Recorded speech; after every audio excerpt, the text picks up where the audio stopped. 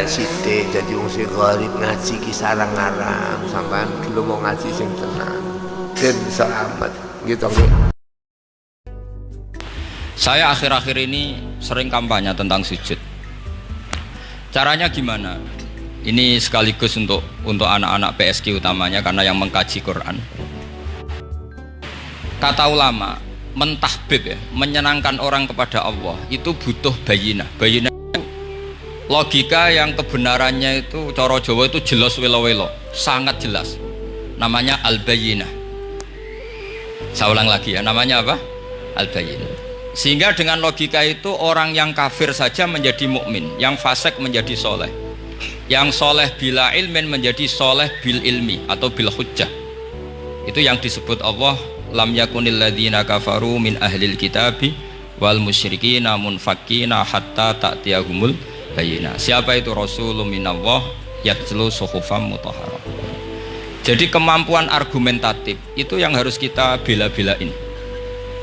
Saya di sini sangat terhormat karena saya bisa matur di depan Pak Kures. Saya dulu sering baca buku-buku beliau. Jadi saya nggak mungkin jadi pesaing beliau karena saya ini saya ngidolakan beliau, jadi nggak mungkin jadi pesaing beliau. Tapi kalau mutammim ikut menyempurnakan keinginan besar-besar beliau mewujudkan Islamiyah wasatiyah, insya Allah diminta atau tidak diminta harus kita bantu. Harus apa? Nah, bayinahnya apa? Bayinahnya begini. Bayinah itu satu argumentasi yang jelas begini. Ada seorang ekstremis itu, singkat cerita mau ngebom tempat-tempat maksiat. Yang maksiat ini orang-orang Islam juga. Tapi saya tidak nuduh sampean, pokoknya orang-orang Islam juga. Terus ditanya sama orang Islam moderat, andaikan mereka nanti mati dalam keadaan demikian, aina masiruhum, lalu mereka kemana? Ya ilanar, karena mati dalam keadaan maksiat. Terus ditanya sama yang moderat tadi, moderat soleh maksudnya, bukan moderat liberal, moderat soleh. Karena orang kadang salah paham, moderat itu pikirannya terus liberal, tidak, moderat soleh. Terus kata si moderat tadi, akana dzalika muradan nabi, apa umatnya masuk neraka itu yang diinginkan nabi? Kaget si ekstremis tadi, kebetulan ini ekstremis yang masih mau mikir. Terus enggak, itu enggak yang digedaki nabi. Kalau gitu ya jangan, kita tunggu tobatnya, kita proses bersama supaya mereka mau tobat. Karena dukhuluhum annar itu tidak muradan nabi, tidak yang digedaki Nabi Muhammad SAW. Nah, cerita seperti ini tentu ada padanannya. Padanan itu artinya kias ya, kias dalam hadis sahih. Saya yakin hadis itu sahih. Kalaupun itu dhaif itu yata'ayyadu bi fatwal ulama, menjadi kuat karena banyak ulama yang fatnakan seperti itu. Saya pastikan itu diriwayatkan Qadhi Iyad dalam kitab Asy-Syifa, juga diriwayatkan Ihya, juga diriwayatkan di Hayatus Sahabah. Di situ ada sekian sanad sing yuqawi ba'duhu ba'd. Kenapa ini saya utarakan? Karena di kota itu sanggerono hadis itu takokno sahih ta ora. Kadang sing takok ya ndak paham itu. Wong maca kitab ra iso kok takok sahih ta ora.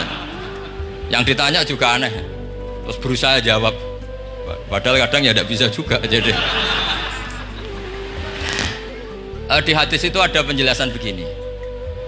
Ada seorang Arabi itu orang Bedui, orang yang kurang peradaban, minta sesuatu pada Rasulullah SAW. Karena Nabi itu tidak orang kaya, Nabi tidak jutawan, tidak hartawan, dikasih. Mungkin kalau uang sekarang mungkin 50.000 atau berapa. Orang itu gerutu senggerutu-gerutunya. Nabi kok pelit gitu, kira-kira seperti itu. Akhirnya sahabat ini merasa tidak nyaman, ingin, karena ini Arab ya, ingin mengadili ini. Saya membahasakan mengadili itu ya ada Arabnya, karena kadang ada riwayat misalnya fahamma ayyadribuhu, nanti juga repot, ayat tuluhu juga repot. Makanya kalau Kiai Jawa itu kadang maknani bahasa Arab itu bingung. Dan memang baik bingung daripada enggak bingung. Karena kalau yang enggak bingung itu keliru pede. Misalnya jika istri kamu agak rewel, itu begini-begini. Terus ada kalimat wadribuhun, maka pukullah. Itu kalau orang enggak bingung langsung diterjemah mukullah, nanti dilaporkan Komnas HAM gitu. Tapi kalau yang bingung itu akhirnya tatallub, mencari-cari. Ternyata di semua tafsir disebut dorban ghairu mubarrihin, ya mukul tapi yang tidak menyakiti. Jadi kekeliruan itu pasti dimulai orang-orang yang nggak bingung. Jadi ilmunya nggak cukup, akhirnya nggak bingung. Bingung itu penting. Loh betul, nggak ada orang alim kecuali dari bingung. Karena orang alim itu nggak bisa pede. Karena referensinya banyak, kemungkinannya banyak. Sehingga mesti pikiran pertama kalau ada lafadz ini maknawi apa lafzi, ini mahmul apa enggak, ini mansuh enggak, ini muqayyad mutlak enggak. Ini sekaligus jadi pusat studi Quran, jadi supaya teman-teman memang seperti itu. Kata wadribuhun, maka pukullah. Sama seingat betul ketika Pak Quraisyab nulis di Membumikan Al-Quran tentang alak, itu kalau orang ahli embriologi dimaknani alak segumpal darah itu mesti tertawa-tawa, karena nggak ada dalam proses embriologi orang lewat proses segumpal apa? Darah. Tapi kalau alak itu madatul kalimah dari kata aliko ya'liku alakon, sesuatu yang menempel, jadi zigot yang berhasil menempel di dinding rahim itu yang jadi anak, itu ya normal saja, memang itu terjadi.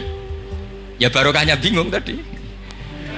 Atau alak dimaknani segumpal darah tapi min haitsul jinsiyah, artinya haitsul jinsiyah itu sejenis ini, jadi bukan di proses embriologinya tapi di jenisnya, supaya orang tidak sombong diistilahkan min alak, tapi maknanya min jinsil alak, bukan alaknya tapi jenis alak. Itu kayak Abu Bakar itu kalau sedang bully manusia yang sombong-sombong itu, kamu kok sombong, kamu itu keluar min makhrajil bauli marrotan katanya. Gitu.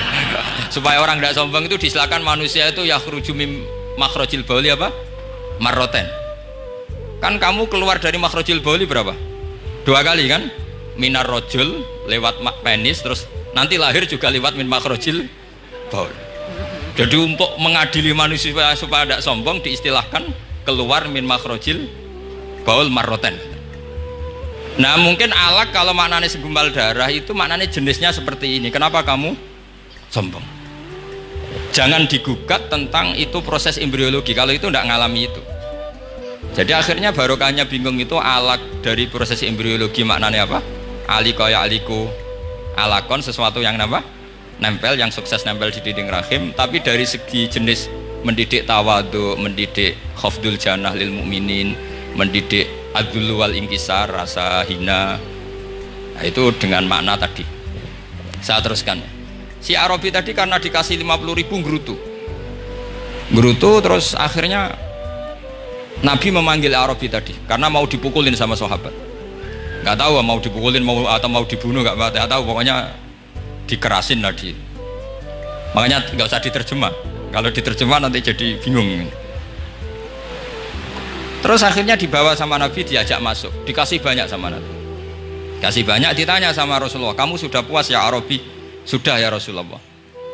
Hebatnya Nabi apa? Kamu harus menjelaskan ke semua sahabat saya kalau kamu sudah puas, karena tadi kamu ngomong yang bikin sahabat saya dongkol. Terus sekarang harus mengkonfirmasi. Ya Rasulullah. Di depan umum juga Nabi ikut. Ini Arabi tadi minta saya tak tambah, terus dia puas. Ahakada ya Arabiyu? Naam ya Rasulullah, fajazakallahu min khairin wa asyiratin. Dia tegas, naam ya Rasulullah. Nah, pelajaran dari hadis ini adalah kalimat ini. Ini harus diingat-ingat. Setelah Arabi tadi puas, sahabat juga tahu apa pernyataan puasnya Arabi tadi. Nabi ngetikan begini. Masalu hadza, perumpamaan orang ini dan saya itu seperti orang yang punya unta atau sapi atau kambing yang syarodat, yang liar. Fattaba'ahan nasu, kemudian orang-orang ikut membantu nangkap. Falam yaziduha illa nufuran, bantuan manusia-manusia ini malah tambah lari karena ini semua orang ini asing. Bagi unta ini kan asing, yang nggak asing kan hanya pemiliknya. Nah, terus kata si pemilik unta tadi, khallu baini wa baina naqati, sudah saya tidak usah dibantu. Fa ana arfaku, biasa lebih sayang kepada unta saya. Orang nggak ikut bantu semua, terus kemudian unta itu dipanggil, fa akhadha minkum amil ardi, kira-kira diambilkan rumput, terus unta itu mau nurut. Intinya apa? Kalau orang nggak bakat kiai, nggak bakat dai ilallah, kok ngajak-ngajak Islam itu falam yaziduha ila nufuron, kira-kira gitu. Karena lebih banyak emosinya ketimbang teknik proses tadrijinya, tasreknya. Akhirnya itu jadi pelajaran ke kita. Pelajaran kedua, Rasulullah ngendikan begini, andaikan kamu membunuh si Arabi tadi, bahasanya yang membunuh, kalau ini tak terjemah nggak apa-apa, wong andaikan saja. Andaikan kamu membunuh si Arabi tadi dalam keadaan membenci saya, yaitu ngomentari Nabi adalah kikir, maka dakhalan nar, orang ini akan masuk neraka karena dia mati dalam keadaan sakhitan dan Nabi SAW, dia mati berstatus benci kanjeng. Tapi uniknya dalam Islam segampang itu, ketika si Arabi tadi mencintai Nabi itu karena dibayar, karena diservis, dan itu cukup loh dalam Islam itu. Mencintainya Nabi itu karena dikasih uang lagi. Akhirnya dia senang Nabi meskipun karena dikasih uang. Tapi jangan diteruskan setelah senang Nabi dibunuh masuk surga, ya tidak usah gitu. Nanti jadi repot tadi. Tapi intinya apa? Islam itu semudah itu. Yang menerima kebenaran karena servis saja diterima sama Allah Subhanahu wa Ta'ala. Nah ini di sini pentingnya kiai-kiai yang wasatiyah, yang ceria, yang gampang. Karena kita tidak ingin tanfir.